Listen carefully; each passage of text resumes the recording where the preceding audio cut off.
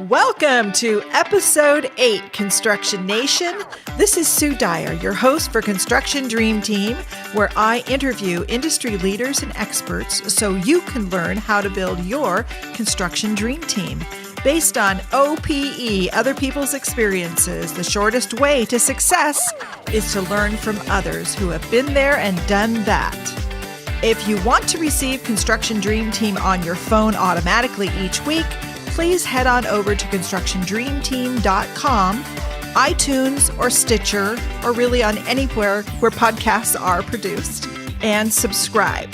We'd love a 5-star rating.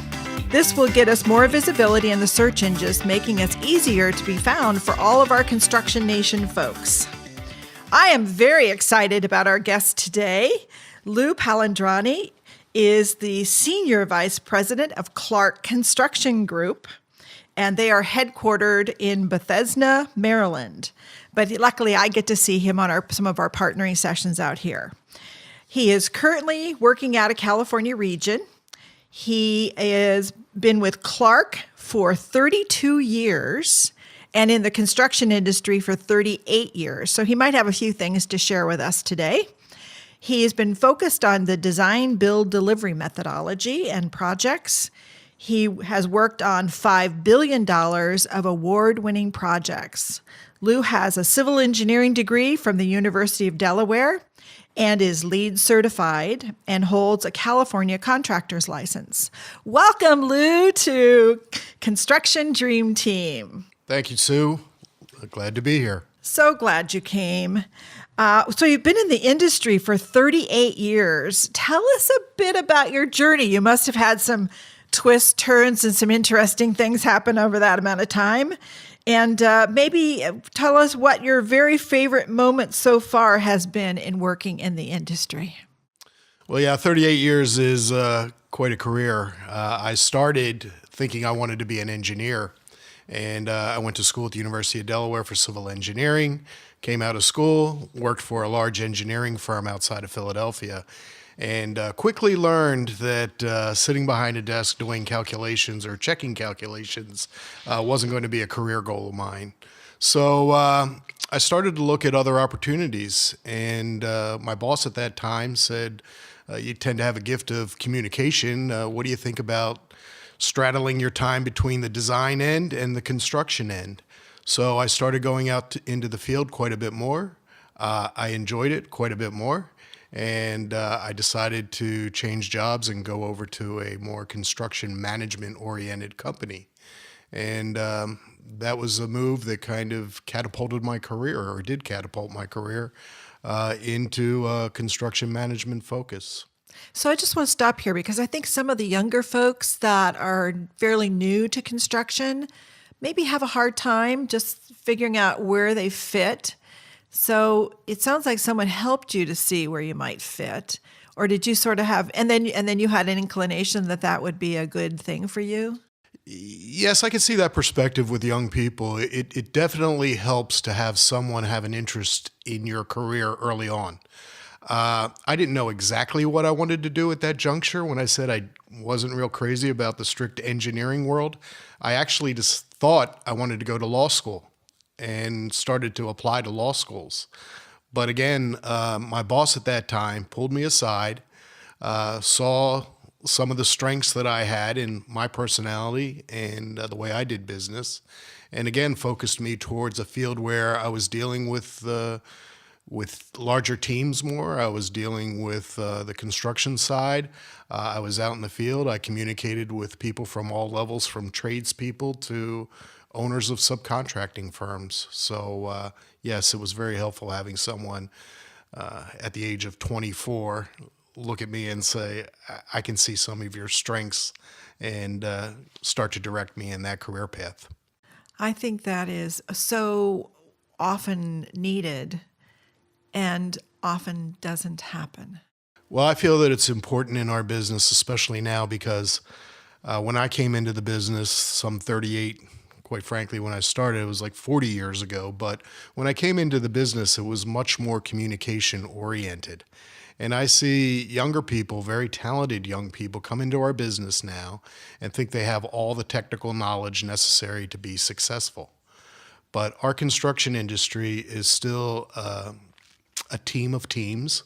It's a people-oriented business. I tell a lot of the younger people, when you start in this business, it's 80% technical knowledge and 20% managerial skills and people skills.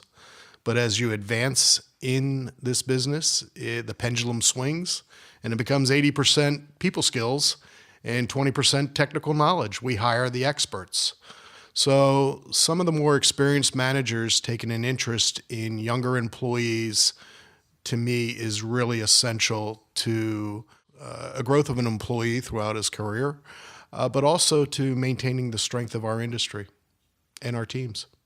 Yeah, I can see that. So you've been at Clark for 32 years. You must have been around. You've gotten around a bit, I bet. So I started with Clark back east. We had a Philadelphia office, and I was dealing with work from Philadelphia to Baltimore. And I remember it was 5 years into my career with Clark. The company decided it was going to expand nationally and open up an office in California. My boss at that time was going to open the office in California. And I remember we were in a parking structure we were building at a hospital in Baltimore, and he was giving me my 5-year tenure award in the parking structure, telling me that he was looking forward to giving me my 10-year tenure award in California out on the West Coast. And I'm thinking to myself, I don't know how long he's been sniffing the fumes in this parking garage, but I'm not going to be leaving the East Coast. And that's changed because I've been away from the East Coast now for close to 30 years. That's a bit of time. You might actually be a West Coaster now, perhaps. Yes, I've actually lived in the Bay Area now longer than I've lived in any other location. So yes, I feel a West Coast native. So tell us a little bit about your favorite moment you've had in your whole career. What do you think is one of your favorite moments that stands out to you? Well, there's a number of thresholds that stand out to me throughout my career, but one that I feel has been the most valuable, maybe not the most favorite. I didn't know it was my favorite at that time, but I told you I was working back east and never thought I would leave the East Coast. And the company afforded me an opportunity to leave the East Coast and work on a prominent job in Denver, Colorado, with a high-end architect, Michael Graves, a one-of-a-kind type of job. And while I said I never thought I would leave the East Coast, I saw this as an opportunity and decided to take advantage of that opportunity. My family was young, my kids were young, and it was a move where I said, well, I'm going to try it, because if I try it and I like it, that's great. If I try it, or if I don't try it, I'll never know. So I left the Philadelphia area and moved to Denver, Colorado. Now, it was a little bit of culture shock, but good culture shock. I thought to myself, this is the way the rest of the country lives, pretty laid back, friendly, not on edge 24/7. So it was seizing an opportunity, and it was a valuable opportunity to me and my family. I was then afforded another opportunity to move to the Bay Area, San Francisco, on a very challenging project. And again, I decided to make that move, to take a chance, to try to seize an opportunity, and it's been very valuable. And why I say it's my favorite, these are kind of my favorite threshold moments in my career, is because it afforded me the opportunity to grow and learn and see different things and understand even different methods of construction delivery and really get out of my bubble. And I think that that's enhanced not only my career, but my life. That's awesome. That's so awesome. And I think a lot of people might have been totally resistant, perhaps, with me. I can see that. Yeah. Oh, yeah. Yeah, family might be a tad resistant, but those bold moves sometimes are the most defining. Yeah, I actually grew up in Delaware, and when I told my wife we were considering moving to California, we looked at each other and we said, that was a state that just came before us in the alphabet, not one we thought we'd actually live in, but it's been a great experience. You've been West Coast, East Coast, and I often hear about the differences, and you were just talking about that, and how projects are delivered on the different coasts. So what have you seen as the differences in how project teams approach delivering projects between the two sides of the country? Well, both sides of the country, the focus was always to deliver a safe, high quality project. I've seen over the years, and maybe it's just because of the time that I've been in the West Coast, is a more collaborative type effort, a more focus on developing that team, not only a team of the contractor, but a team with the designer, a team with the client, a team with the subcontractors. And maybe that's just the evolution of our construction delivery process over the years. But back east, at least my tenure back there, and even when I go back there now, they tend to be a little more insular. They kind of protect their boundaries a little more than I've seen out on the West Coast. So that's one thing. So how does that play out on a project? I think it helps out quite a bit on projects. Personally, I get involved with larger design build or collaborative type delivery projects. And where early on in my career, it was, again, protecting the boundaries and protecting my company as a contractor, I've learned over the years, and I see in a more collaborative delivery, that you're not going to be successful unless you open up and bring in the client, bring in the subcontractors, bring in the designer, even bring in the community outside the construction fence to understand all the variables and all the concerns in the delivery of the project that need to be addressed to make it successful. So I think understanding everybody's concerns, and while we may not think it's important to us at some time, it's important to them, but understanding everybody's concerns really is a benefit in being able to plan ahead and vision a successful delivery. Yeah, it reminds me that fear and trust cannot coexist. Yes, and sometimes I believe people think I'm a little too trusting, but I do trust and verify. But I have to give partners or team members a chance, because if you shut them off, you're not going to hear what their concerns are. And their concerns, in fact, may be very substantial and affect the successful delivery of a project. Yeah, there's actually quite a bit of research around how when you're in a negotiation or a partnership, when you're in a relationship, how the first interactions you have determines all the rest of the interactions. So if you come into the relationship feeling like you need to protect, then that very high probability, like above 90 percentile, that's what you're going to get back. Right.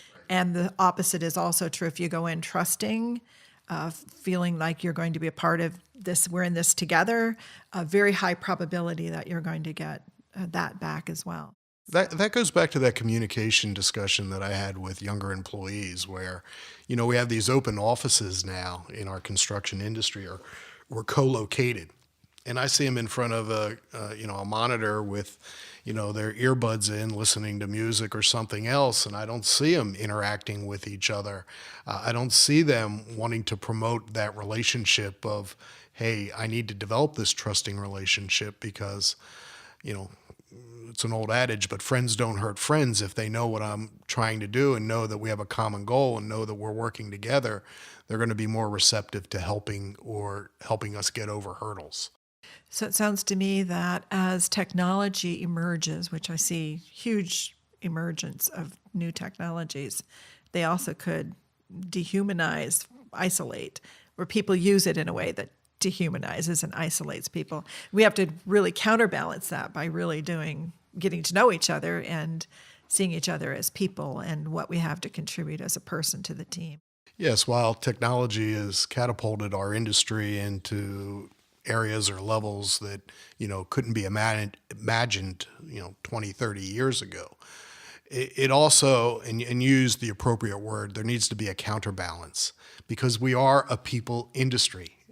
Everything is not done on the computer. We do have tradespeople out in the field that are touching, installing, and really are our eyes and ears every day out in the field. And we need to be able to still communicate with project teams to successfully deliver an area of a project or a total project. Yeah, and it gets more complex and more teams of teams you have, the more communication that's required for getting that cohesion. Yes, and you need to be pretty versatile in how you communicate because you're communicating at different levels, and you need to be flexible. Yeah, that's probably the key to success. You have to be very nimble. So I know you've seen a lot of things change over the past almost 4 decades. How do you see things have gotten better, and what have you seen getting more challenging? Well, this is going to sound a little selfish, but what I've seen getting better is the expertise of our subcontract community, where it used to be they were just an entity that we would pull in, a necessity to complete the job, but really they are experts now that we see as vital to bringing in ideas and bringing in vision to the projects. So I would say subcontractors elevating up into just a level of really providing visionary expertise in key areas. And that's been extremely helpful. And maybe I've just opened my eyes to understand that they can provide this expertise. On the other hand, I've seen, and this is no slight to my design partners, but I've seen technology limit some of the coordination and thought process of some of our designers. It's too easy to click a mouse or just to make a move on the computer to make a change or to put something down that's going to be constructed. When I came into this industry, and I know I'm going to sound very old school, but I remember walking into a room, seeing a bunch of draftsmen up on boards, on ink, putting it down on vellum with an electric eraser up there, not wanting to touch that eraser. I felt like they were thinking about what they were putting down. They were really envisioning how it was going to go together. And I don't see that I don't see that being respected as much, that vision of how it's all going to go together, the details necessary to make something really successful with the design community right now. The other thing that I've seen change, and I don't want to take too much of the time here, Sue, but it's very hard to get younger people right now interested in the trades. You talk about the difference of the East Coast and the West Coast. On the East Coast, it was, well, my grandfather was a plumber, my father's a plumber, I'm going to be a plumber, my son's going to be a plumber, or my daughter's going to be a plumber. You don't see that type of legacy as much on the West Coast. And I think that there's even more opportunity, diversity on the West Coast that allows younger people to look away from the trades. When in fact, I think it's incumbent upon us that have been in the industry a while to really push some of these younger people as to the great opportunity there is in the trades. So I see a thinning of the construction trade field, which is concerning. I definitely see that across the entire nation, but in particular, you see a lot here. There's a lot of perceived opportunity elsewhere. So as construction is evolving, what lessons have you learned that you wish you could have shared across all of your projects? Well, one lesson that I've learned, and I even delayed answering this question, was to be a better listener. That's huge in our industry. We tend to have a lot of type A personalities in our industries that are pushy, been there, done that, know it. But the better you can listen, and really, as I go back and understand all the variables of complexities of the equation of getting a building designed and built, the better off you're going to be. So my lesson would be to Lou Palandrani 35, 40 years ago, be a better listener, open up, and also to understand that you're not an island. You need to work with all the others on the team and really help develop a blended team to make a job successful. So what have you done? Do you have tricks you do to help you listen better? You gain some experience, and it's helped me listen better. I also communicate the message to those that work with me, which I believe helps. I also bite my tongue a little more than I used to years ago. And I think I've mellowed out a little bit over the years. So, it's not like you always need to be large and in charge. You have the goal of let's get it done successfully. So I know that you face many challenges. What has been the biggest challenge you've ever faced, and how did you deal with it? I've been on a lot of projects, east to west, north to south, large, small. I'm a big proponent. It doesn't matter if a job's $1 million or $100 million. There's 100 things to do, and you need to do them 100% right. But one of the bigger challenges that I believe I've run into in my career, and I think many others have, is balancing your work life with your personal life. You need to have a successful personal or family life to basically support your successful work life. If there's challenges in both of them, it gets to be very difficult to get things done. So I remember that, my career was a focus. My career was a focus, and I tell this story to a lot of people. I had a father-daughter dance with my fifth grade daughter. It was a 50s type of dance, and she had the poodle skirt and the makeup and the ponytail, and she was very excited, and for weeks she was talking about this dance. And my wife was telling me, you need to be home on time to go to this dance. Well, I got involved in a meeting in the city. It was San Francisco, and I live about 30 miles away. The meeting went on, and I said, I'll be able to make it. I'll be able to make it, the dance. And as the meeting went on, I was cutting it very close, and when I left, I listened to the traffic report on the radio. There was no GPS or waves at that time, and it was evident I was not going to be home on time. So I made the call to my wife. She was very disappointed in me, told me my daughter was in tears when I got home. I got to see the tears, and I sat there and I thought for a minute, and I said, this is not fair. It's not fair to my family. It's not what's expected of me. And at that point, it was a little bit of epiphany in my career, and it was I need to do a better job of respecting my family and my life outside of work as I do investing time and energy to be successful at work.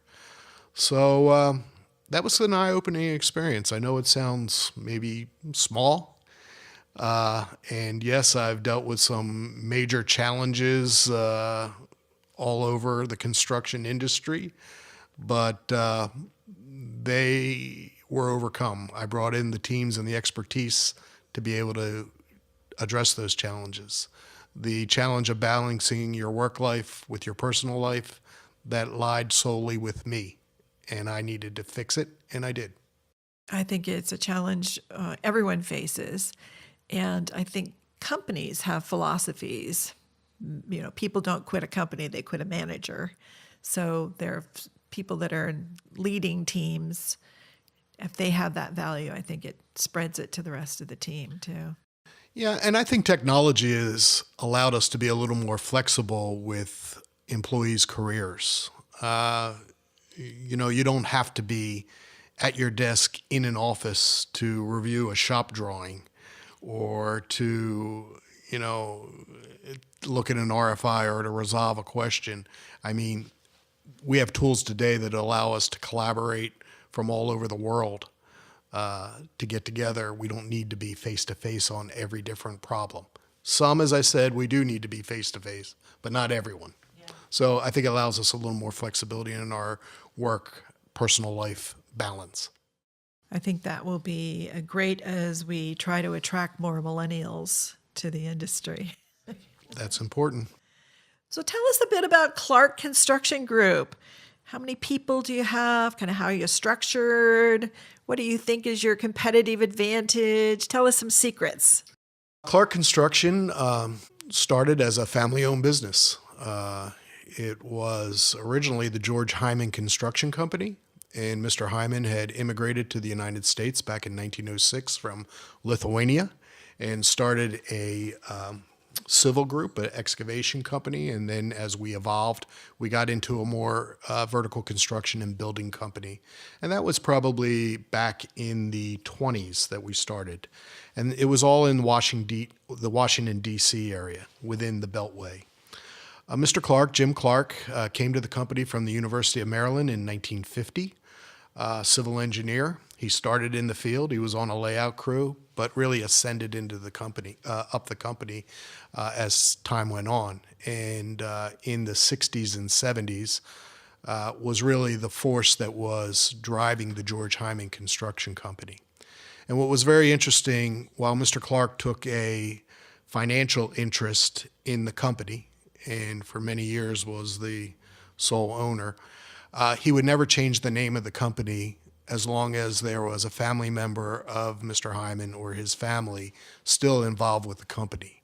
Mr. Clark had a lot of integrity, and that's a key mission of the employees of Clark Construction, is to maintain that integrity. In 1996, the company changed from the George Hyman Construction Company to Clark Construction. And right around that same time, as I had said earlier in the podcast, we decided we were going to go national with our firm. And while we are headquartered in Bethesda, Maryland, which is right outside of Washington, D.C., and we're very proud of the blue and white Clark signs all over Washington, D.C., we also hang our signs in Chicago and the surrounding area. We have offices in San Francisco, Los Angeles, San Diego, Seattle, Houston, and in Florida. So we have the country surrounded. And the type of work we get in, while I said, it's important to maintain focus, not, whether the job's $1 million or $100 million, is usually on larger, more complex projects. We have 4,500 employees nationally. We're rated in the top 10 of ENR's top 400 general contractors. So, we're not going to be going after every project in our region, but we're going to focus on those where we can bring a competitive advantage. And that competitive advantage, I think, is we bring experience, which is good. We bring creativity, which I believe is important. But also, I think we bring a mentality that we are here because of our client, and we are here to work with our client to deliver exceptional work. And I think our clients see Clark Construction and our employees as team members, as partners, as we're bringing the construction expertise to the overall team, and really we can be counted on to deliver. That sounds great. And you mentioned being partners, and you and I have had an opportunity to work a little bit together and partnering on a few projects. So what's your thoughts about partnering, structured collaborative partnering? I think I may have had this discussion with you before, Sue. When partnering came into our industry, which was probably heavily in our industry 25 to 30 years ago, it was necessary because designers, contractors were like offense and defense. All the jobs were design, bid, build, delivery. The client was the referee. He stood in between the architect and the contractor, and there was a little bit of a battle all the way to the finish line. Now, with more collaborative delivery, again, as I've discussed, it's a team of teams. And I think originally partnering was there to break down barriers and allow people to understand each other's needs and requirements, and was very valuable. There got to be a period in the 90s where I felt like partnering was, it was like everything you needed to know in life you learned in kindergarten. Well, partnering was getting to be like that. It was share your toys, be nice, play well with others. And it wasn't as focused as what I'm seeing, particularly from your group right now, where it's a more targeted, quick-hitting reminder that, and you're measuring. Measuring is important. If you're not measuring, you're just practicing. A very regimented delivery of partnering that's ingrained in the delivery of the project. It brings team members together. It's not a long, drawn-out scenario. We monitor the project. We talk openly. We rate ourselves. We rate each other.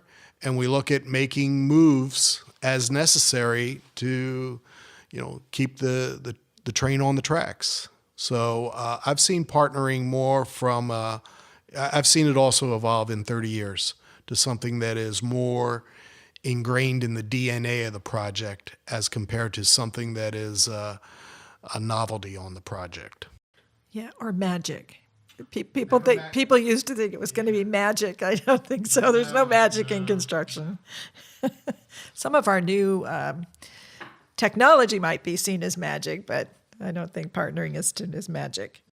Well, partnering, while there are many things that are done today to report on the success of partnering that leverage technology, it's still sitting together, looking each other in the eye, developing trust or explaining what needs to be done to gain trust that's going to help make a job successful. And the focused partnering where it's the quick hitter every month, you're there, you're reporting, you're staying with it, it's ingrained in the project, I feel is beneficial and more timely in this market than it was years ago. You brought up millennials before. They like quick information, and hitting it rapidly, quickly, I believe is good for the industry. Yeah, we've seen that we've tried what works, and if you even wait 2 months, your scores start to drop on the scorecard. Right, and we're all interested in our scores. We still haven't lost that competitive edge.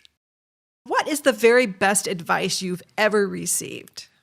That's a difficult one. I brought up about projects and the size or the perceived complexity of the project. And I have this quote that I use: it doesn't matter if a job's $1 million or $100 million. There's 100 things to do, and you're expected to do them 100% right. I think that's good, kind of a good thing to remember, because I see teams take their eye off the ball sometime when they feel it's a smaller job, or it's not in the highest profile, or it's not right downtown. So I think that the advice would be you always need to be on your game. You can't take anything for granted. You need to be ahead of the curve, not behind the curve. So I've given you a lot of adages there, but the bottom line is keep your focus, keep your eye on the ball all the way through from start to finish. That sounds great. Great advice.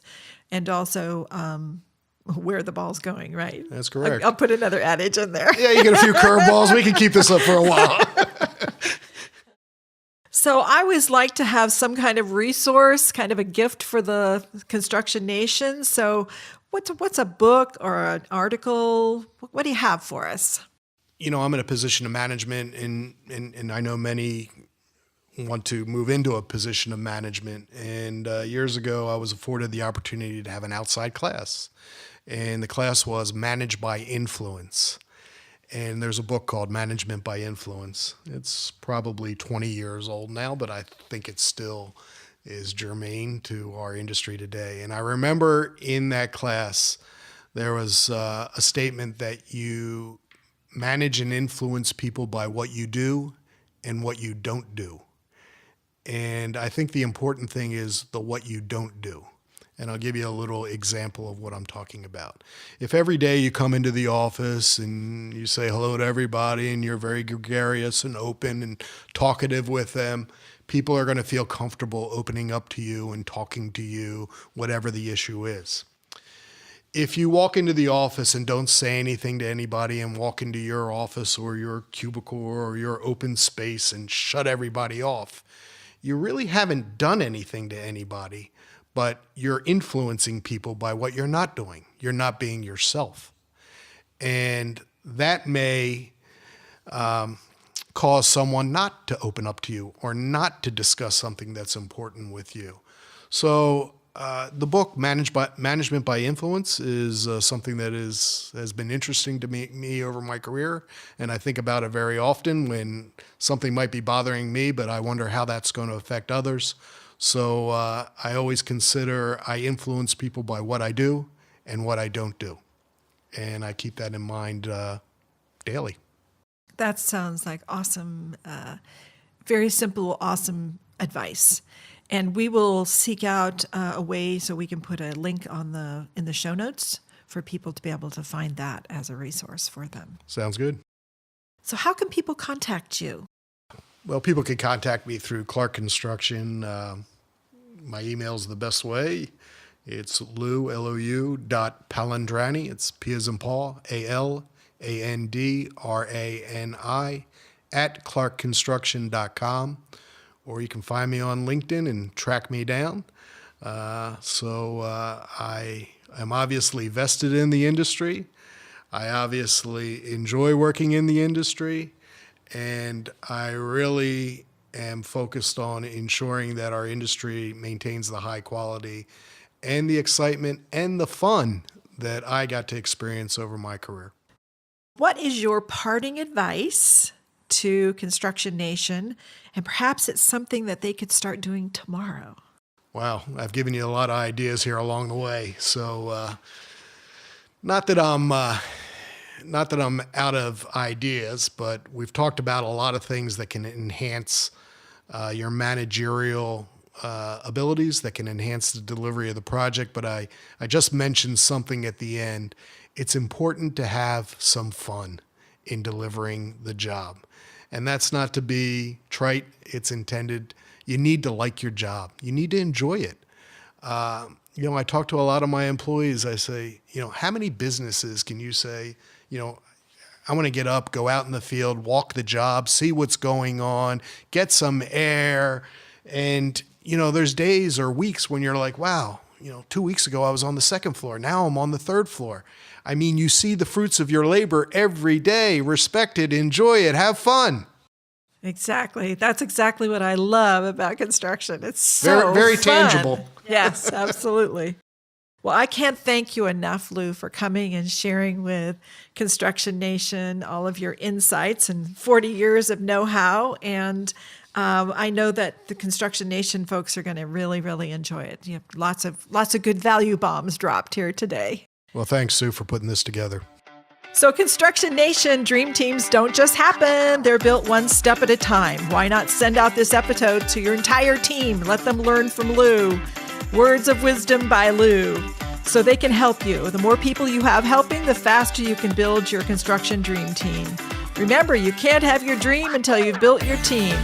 Please head on over to constructiondreamteam.com to sign up for our newsletter. And don't forget to subscribe on iTunes or Stitcher to the podcast.